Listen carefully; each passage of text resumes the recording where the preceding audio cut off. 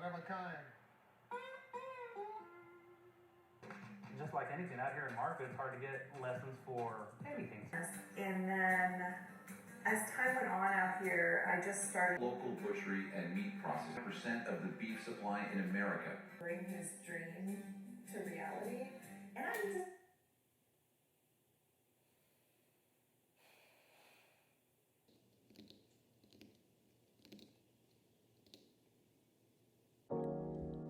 When I don't play golf during the weekends, I'll play games as another hobby that I have, but I have never played any golf games before. I'm just a little bit skeptical about it.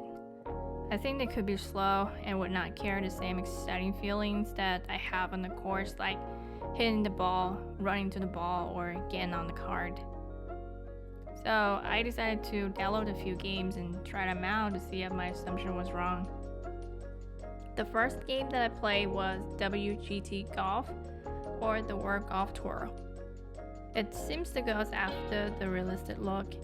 The graphic style is okay, but I was overwhelmed with lots of clickable items and call to actions button in the front. And when I hit play, it still gave me a bunch of text and more actionable items to click on. 30 seconds into the game, it started loading with ads, which were annoying. So 10,000 minutes later, the game would search for an opponent, a stranger, or a bot that I don't know of to play against me. It turned out I had to patiently watch this opponent hit the ball before I could hit it. When it comes to the user interaction design, I think it was fair. It's not really terrible, but I wish they could have an option to go through the tutorial again. Some of the visual and interactions were not that obvious. Especially with the bottom bar or the power bar, I didn't remember what to do with that after dragging up the circle for swinging. On the positive side, I did appreciate the data and numbers that the game provided, even though I don't think the full details would be necessary here. In short, I like the realistic graphic of the golf course, but I wouldn't keep the game because of its intense information and confusing interaction design.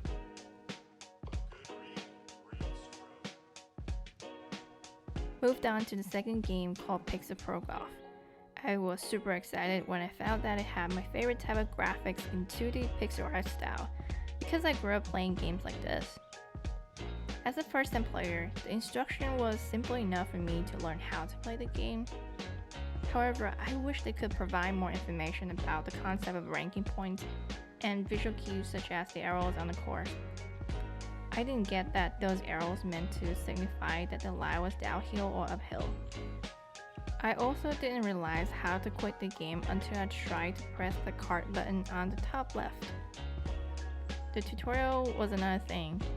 Even though it was easy to grasp the instruction in the beginning, I think it would still be helpful for it to provide the option to look at it somewhere in the game. Despite the confusion I had in the beginning, I love how smooth and colorful this game was.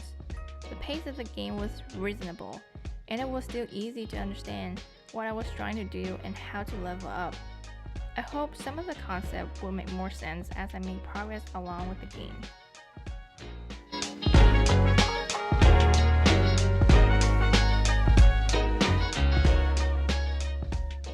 On to the third game. I think a lot of people are familiar with What the Golf. I think the game had a lot of wins. It was entertaining, simple, well designed, and surprisingly relaxing. I couldn't get upset with this game ever. I found myself smile a lot while playing the game because I wasn't expecting to guess what the objective would be next. The mission could be sinking down the entire house, throwing donut through the flag, or finding the right gravity for your ball. After moving forward through a couple of rounds, I was addicted to this game easily because I was always curious to see what was next. And this game was definitely a keeper. Next up was the Ultimate Golf. The concept was similar to the WGT Golf, which simulates the realistic golf course.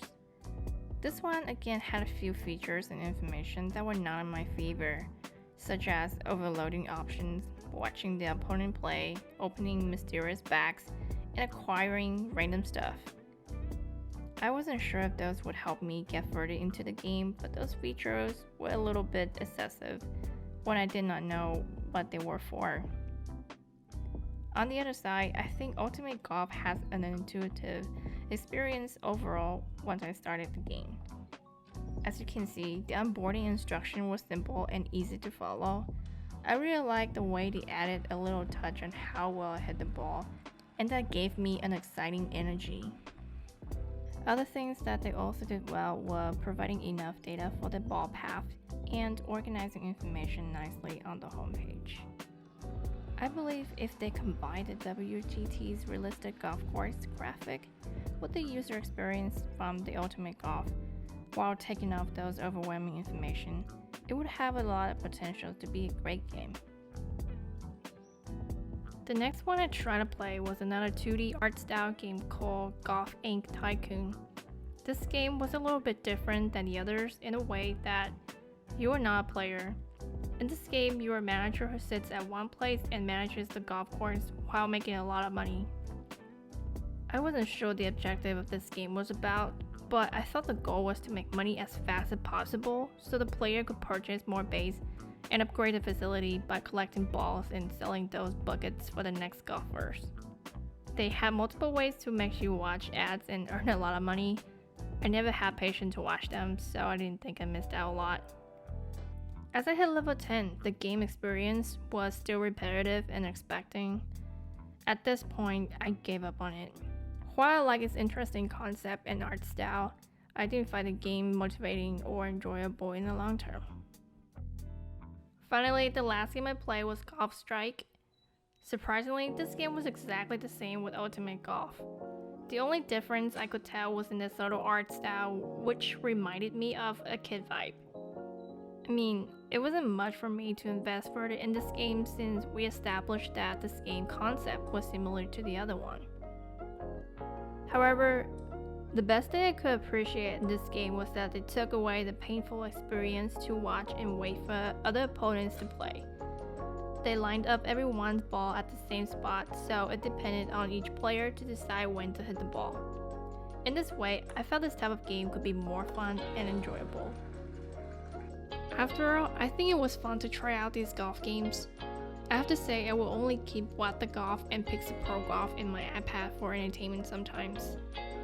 Those simulation 3D games are great, but by looking at them, I'd rather go out on the field, grab a club, and hit the ball off the course.